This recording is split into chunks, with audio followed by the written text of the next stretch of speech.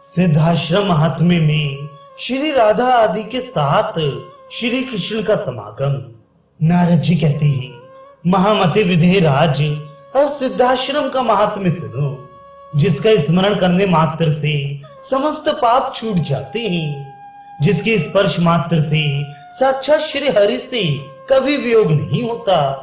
उसी तीर्थ को पुराण वेत्ता पुरुष सिद्धाश्रम कहते हैं, जिसके दर्शन से सालोक्य, स्पर्श से सामीप्य, जिसमें स्नान करने से सारूप्य और जहां निवास करने से सायुज्य मोक्ष की प्राप्ति होती है, उसे ही सिद्धाश्रम जानो।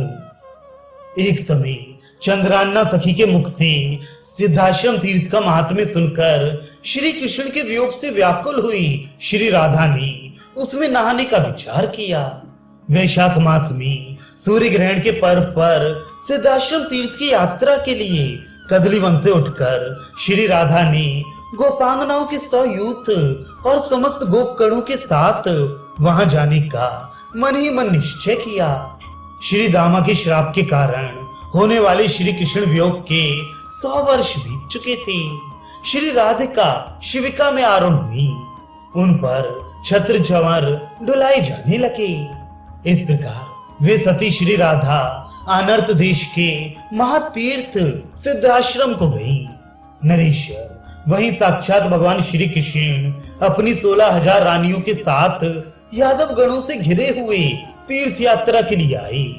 करोड़ों बलिष्ठ गोपाल हाथों में अस्त्र शस्त्र लिए श्री राधिका की आज्ञा के अनुसार सिद्धाश्रम की चारों ओर से रक्षा कर रहे थे।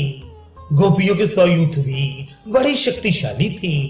वे तथा अन्य गोपांगनाएं हाथों में बेत की छड़ी लिए सिद्धाश्रम में विधि पूर्वक स्नान करती हुई श्री राधा की सेवा में तत्पर थी। द्वारकावासी स्नान की इच्छा से वहां आकर खड़ी थी। शस्त्र और वेत्र धारण करने वाले गोपों ने उन्हें मार मार कर दूर हटा दिया।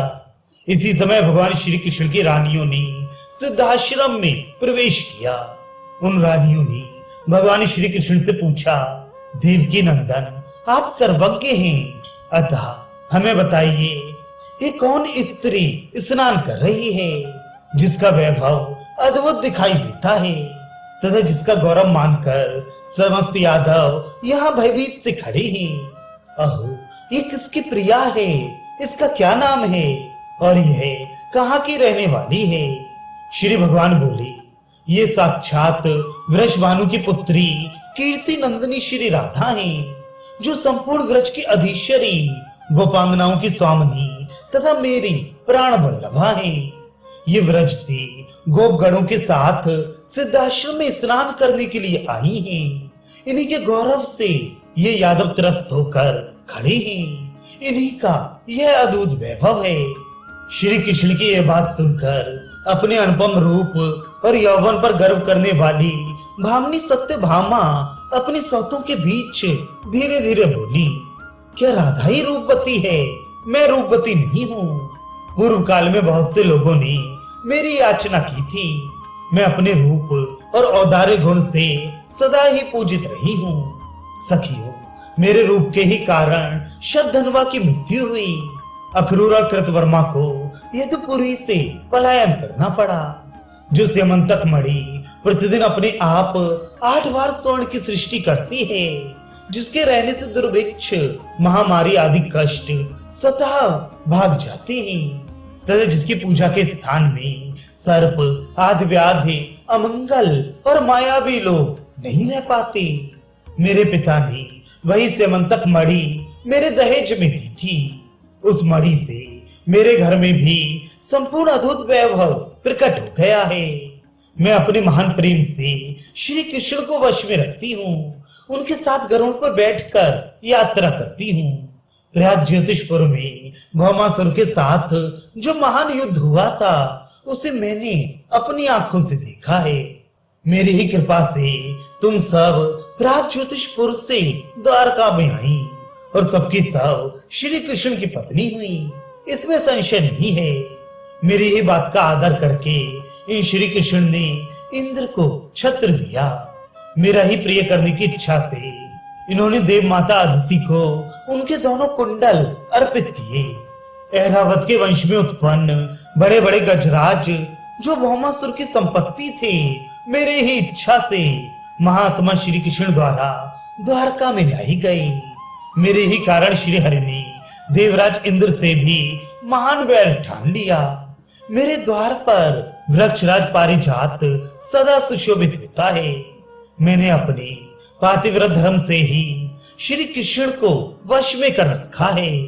मैंने समस्त सामग्रियों के साथ नारद जी के हाथ श्री कृष्ण का दान कर दिया था। मेरे समान गौरव और वैभव किसी भी स्त्री को प्राप्त नहीं हो सकता। रूप और उदारता भी मेरे तुल्य किसी भी स्त्री में नहीं है। फिर राधा की तो बात ही क्या है, जिनके रूप पर चेदीराज शिशुपाल आदि ने रणभूमि में श्री कृष्ण के साथ युद्ध छेड़ दिया था। सुंदर भाव वाली बहन रुक्मणी, तुम क्यों कर रूपवती नहीं हो? सखियों, राधा एक गोप की कन्या है और तुम सब राजकुमारियां हो। सभी धन्य और मान्य हो, तो मानवीय स्त्रियों में श्रेष्ठ हो। मिथिलेश्वर सत्यभामा के इस प्रकार कहने पर रुक्मणी आदि सभी श्रेष्ठ रानियां मानवती हो गईं। उन सबको अपनी कुल, कौशल, शील, धन, रूप और यौवन पर गर्व था। वे आठों पटरानियां सबको मान देने वाले श्री कृष्ण से बोली। रानियां बोली, प्रभु, आपके मुंह से पहले हमने राधा के रूप की बड़ी बड़ाई सुनी है, जिनके प्रति तुम सदा अनुरक्त रहते हो। आज हम उन्हीं तुम्हारी व्रजवासिनी प्रियतमा राधा को देखना चाहती हैं, जो सदा तुम्हारे वियोग से खिन्न रहती है और यहाँ स्नान के लिए आई हुई है। नारद जी कहते हैं, राजन, तब तथास्तु कहकर पटरानियों से घिरे हुए श्री कृष्ण 16,000 रानियों के साथ श्री राधा का दर्शन करने के लिए गए।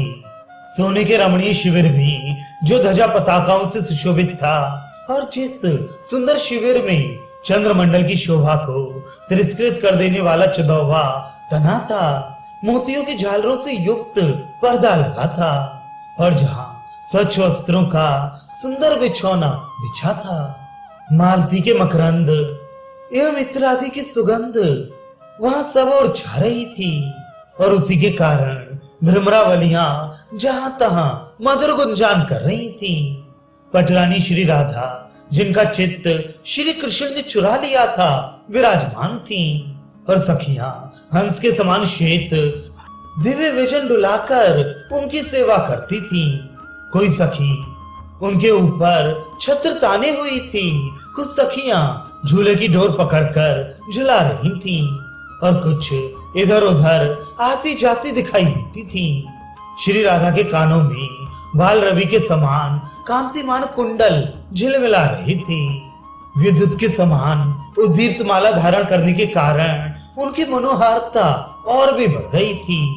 उनके श्री अंगों से कोटि चंद्रमाओं के समान प्रकाश फैल रहा था। वे तनमंगी तथा कोमलांगी थी। वे अपने पैरों की सुंदर अंगुलियों के अग्रभाग से पुष्प आच्छादित मनोहर भूमि पर अत्यंत कोमल चरणार बिंद धीरे धीरे रख रही थी। महाराज, उन श्री राधा को दूर से ही देखकर श्री कृष्ण की वे सहस्त्र रानियां उनके रूप से अत्यंत मोहित होकर मूर्छित हो गईं।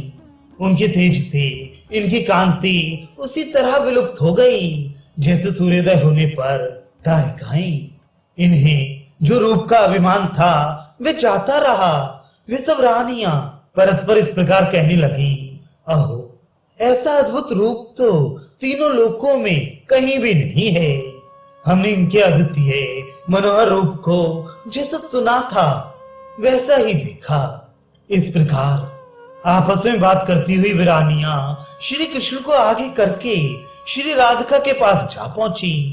गोपांगनाओं तथा राजकुमारियों के नेत्र आपस में मिले।